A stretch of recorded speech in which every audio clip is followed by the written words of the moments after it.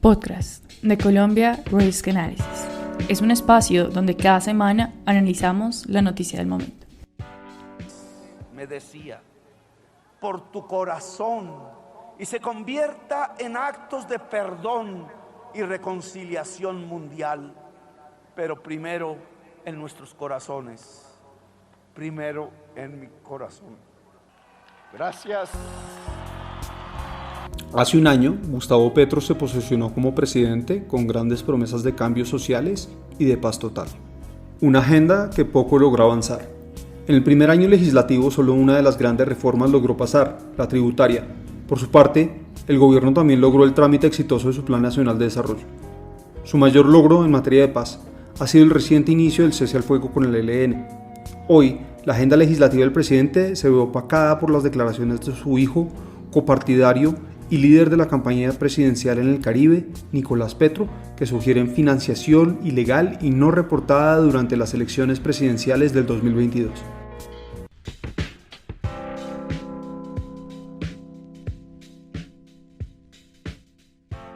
Hola y bienvenidos nuevamente a Podcast.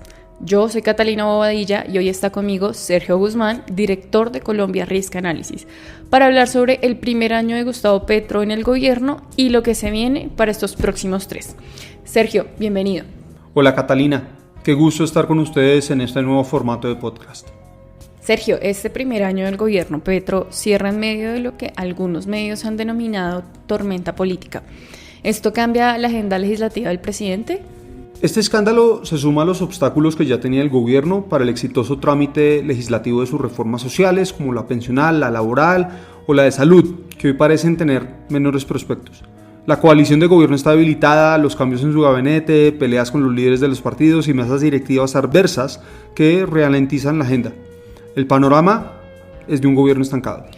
Este 7 de agosto vimos un discurso de Petro centrado en los datos, menos pasional de lo que nos tiene acostumbrados, con declaraciones de que no hay afán para las reformas y además sin los cambios en el gabinete que estábamos esperando. ¿Cambió la estrategia de Petro de cara a este panorama? He dicho en varias ocasiones que el gobierno, siempre que ve una bifurcación en el camino entre la opción radical y la opción moderada, nunca escoge la opción moderada. Eso no es decir que el gobierno y el presidente se están radicalizando, simplemente que sería muy extraño que se moderasen. Entonces, lo que nosotros estamos esperando es el presidente actuar igual que actuó durante su primer año, buscando espacios de confrontación, buscando también pretender mostrar su agenda como una víctima de un establecimiento político osificado, de unas élites económicas muy empecinadas en no generar cambios y tratar de que alguna que otra parte ceda, sin pretender hacerlo él. Petro ha tomado diferentes decisiones para demostrar independencia frente al caso de su hijo Nicolás Petro. Nombró un fiscal ad hoc, seleccionó una terna que no es cercana a él. ¿Esta estrategia será suficiente para su defensa reputacional? Pues nosotros pensamos que fue un excelente gesto del presidente no solo nombrar una terna de personas capacitadas, que de por sí eso ya genera una diferencia enorme con la fiscalía actual, sino también solicitar un fiscal ad hoc para el caso de su hijo Nicolás. Esto, sin embargo, únicamente va a afectar el caso de su hijo Nicolás y no va a afectar los posibles casos que puedan surgir en la comisión de acusaciones en contra del presidente mismo, entendiendo además que durante la audiencia de imputación de cargos de Nicolás salieron a luz un montón de nombres, un montón de figuras políticas, muchas de las cuales serán llamadas a indagatoria por la fiscalía, algunas de las cuales podrán llegar a un acuerdo, un preacuerdo con la fiscalía, y eso, digamos, generará muchísimas más oportunidades para que más información que implique a personas cercanas a la campaña salga a la luz, dañando aún más la reputación del gobierno. En el Risk Monthly de este mes hablamos sobre el optimismo económico por ahora, pensando en un gobierno que podría de una u otra forma ejecutar sus reformas sin este panorama. ¿Qué va a pasar ahora con este escenario de estancamiento? Para el sector privado, este escenario es el menos negativo que el escenario de un gobierno que tenga la capacidad de tramitar sus reformas sin obstrucción. Habrá entonces menor incertidumbre en la inversión por la baja probabilidad de aprobación para la reforma pensional o la laboral. Una estabilidad relativa comparada con que el año anterior, en donde el clima de inquietud y zozobra era común entre los empresarios. Sin embargo, esto también significa menor dinamismo y desarrollo económico para el país. En el monthly de este mes también hablábamos sobre las elecciones locales y cómo los electores podrán refrendar al gobierno del cambio por única vez. ¿Qué podemos esperar que suceda en las regiones después de este primer año de Petro?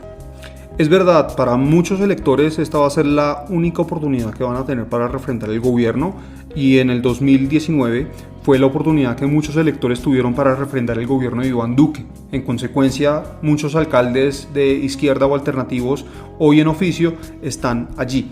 Lo mismo va a pasar con el gobierno de Gustavo Petro, solo que va a tener un efecto doble. No solamente va a ser un efecto en contra del presidente Gustavo Petro, sino también en contra de algunos de sus alcaldes y movimientos alternativos, cuyos índices de favorabilidad han empeorado gradualmente con el tiempo y con el desgaste natural que tienen todas las administraciones.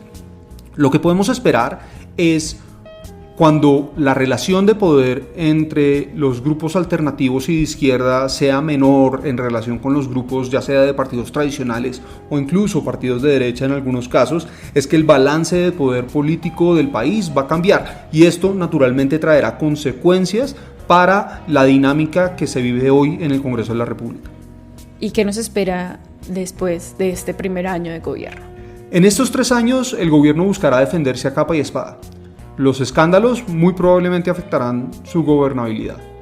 Buscando mantener a flote su agenda, el presidente tendrá la posibilidad de hacer sacrificios dolorosos en sus reformas para lograr consensos. Por ejemplo, los puntos polémicos como el umbral de cotización de 3 salarios mínimos, bajarlo a 1,5 o incluso 1 para que su reforma pensional sea aprobada. Sin embargo, con el proyecto de acusación que inició la Comisión de Investigación y Acusaciones de la Cámara de Representantes, también está la opción de que tome la ruta de gobernar por decreto y esperar a que la Corte Constitucional decida sobre su legalidad. ¿Cuál creen ustedes que será el legado del gobierno del cambio? En estos 3 años veremos cómo Petro va construyendo ese legado. Por ahora, Sergio, muchas gracias por tu análisis. Catalina, muchas gracias por la invitación, y a todos ustedes por escucharnos. Recuerden escucharnos todos los miércoles. Si quieren que tratemos algún tema en especial, por favor mándenos un comentario, comenten este video en nuestras redes sociales, que es @colombiarisk en todas partes. Un abrazo. Y de esta manera convertir a Colombia en una potencia mundial de la vida, como es el propósito mayor del gobierno del cambio. Gracias, muy amables.